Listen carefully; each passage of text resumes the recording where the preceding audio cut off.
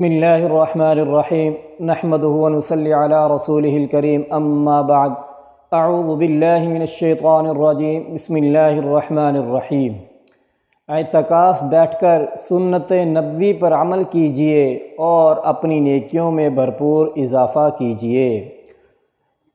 بخاری کی حدیث نمبر 2044۔ رسول اکرم صلی اللہ علیہ وسلم ہر رمضان کے آخری 10 دنوں میں اعتکاف بیٹھا کرتے تھے۔ جس سال آپ صلی اللہ علیہ وسلم فوت ہوئے اس سال آپ صلی اللہ علیہ وسلم نے رمضان میں 20 دن کا اعتکاف کیا تھا۔ وضاحت: رمضان کا آخری عشرہ شروع ہونے والا ہے، اس کے آخری عشرہ میں اعتکاف کرنا مسنون ہے۔ رسول اکرم صلی اللہ علیہ وسلم نے اس میں اعتکاف فرمایا اور آپ کی ازواج مطہرات رضی اللہ تعالی عنہا نے بھی آپ صلی اللہ علیہ وسلم کی زندگی اور آپ صلی اللہ علیہ وسلم کی وفات کے بعد بھی اعتکاف فرمایا۔ اعتکاف سے مقصود اپنے نفس کو اطاعت الہی پر لگانا اور دیگر خلق سے قطع تعلقی کر کے خالق کے ساتھ قرب اختیار کرنا ہے۔ عورت کے لیے اپنے شوہر کی اجازت کے بغیر اعتکاف کرنا جائز نہیں ہے۔ علاوہ ازیں مسجد کے علاوہ کسی بھی اور جگہ پر اعتکاف کرنا درست نہیں ہے۔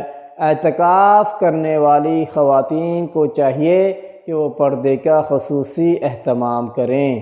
اعتکاف کی جگہ میں کس وقت داخل ہوں؟ بخاری کی حدیث 2033۔ حضرت عائشہ رضی اللہ تعالی عنہا بیان فرماتی ہیں کہ رسول اللہ صلی اللہ علیہ وسلم رمضان کے آخری عشرے کا اعتکاف کیا کرتے تھے۔ میں آپ کے لیے ایک خیمہ نصب کر دیتی جس میں آپ صلی اللہ علیہ وسلم 21ویں روزے کی فجر کی نماز پڑھنے کے بعد داخل ہوا کرتے تھے۔ وضاحت: اعتکاف کا معنی لغت میں ٹھہرنا ہے، جمع رہنا، کسی اور مقام پر اپنے آپ کو روکے رکھنا ہے۔ شرعی اعتکاف بھی اسی معنی میں ہے کہ اللہ تعالیٰ کا تقرب حاصل کرنے کے لیے مخصوص طریقے پر مسجد میں ٹھہرنا۔ اعتکاف کی حکمت یہ ہے کہ بندہ ہر طرف سے یکسو ہو کر، سب سے منقطع ہو کر بس اللہ تعالیٰ سے لو لگا لے، اس کے در پہ یعنی مسجد کے کسی کونے میں پڑ جائے، سب سے الگ تنہائی میں اس اللہ رب العزت کی عبادت اور اس کے ذکر اور فکر میں مشغول رہے، اس کو دھیان میں رکھے، اس کی تسبیح، تجلی، تقدیس میں مشغول رہے، اس کے حضور توبہ استغفار کرے، اپنے گناہوں اور کوتاہیوں پر روئے، اس کی رضا اور قرب چاہیے اور اسی حال میں اس کے دن گزرے اور اس کی راتیں بسر ہوں۔ ظاہر ہے اس کام کے لیے رمضان المبارک اور خاص کر اس کے آخری عشرہ سے بہتر اور کون سا وقت ہو سکتا ہے، اسی لیے اعتکاف کے لیے اس کا انتخاب کیا گیا ہے۔ اعتکاف کے لیے ضروری ہے 20ویں رمضان کا سورج غروب ہونے سے قبل مسجد میں داخل ہو جائیں، البتہ اپنے معتکف یعنی جائے اقامت میں 21ویں کی صبح کو داخل ہو۔ نبی کریم صلی اللہ علیہ وسلم کا یہی معمول رہا ہے۔ اعتکاف کی شرائط۔